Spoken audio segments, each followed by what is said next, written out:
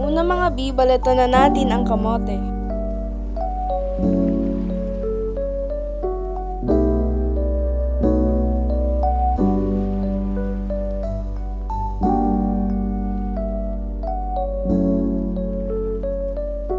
Ang susunod natin gagawin mga B ay balatan ang sibuyas.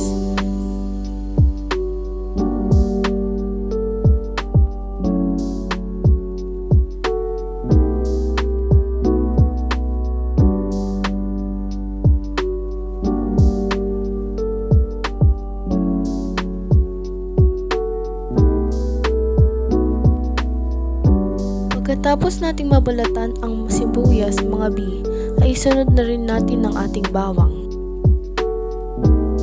Pagkayari natin mabalat lahat mga kape.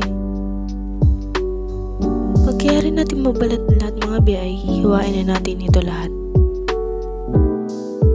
Sunod ay ilagay na natin ang bawang, haluin, at isunod na natin ang sibuyas.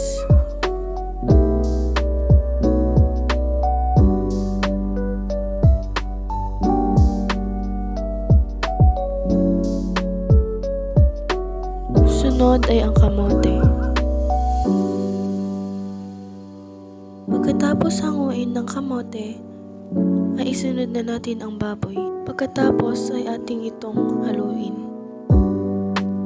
At ating itong takipan. A few minutes later. Sunod ay maglagay na tayo ng tubig. At ilagay na rin natin ang kamote.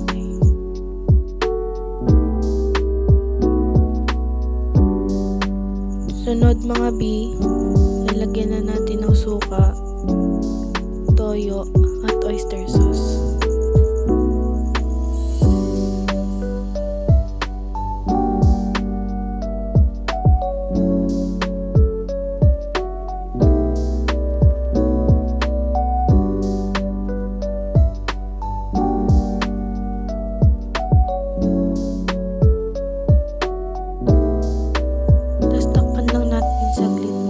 One eternity later.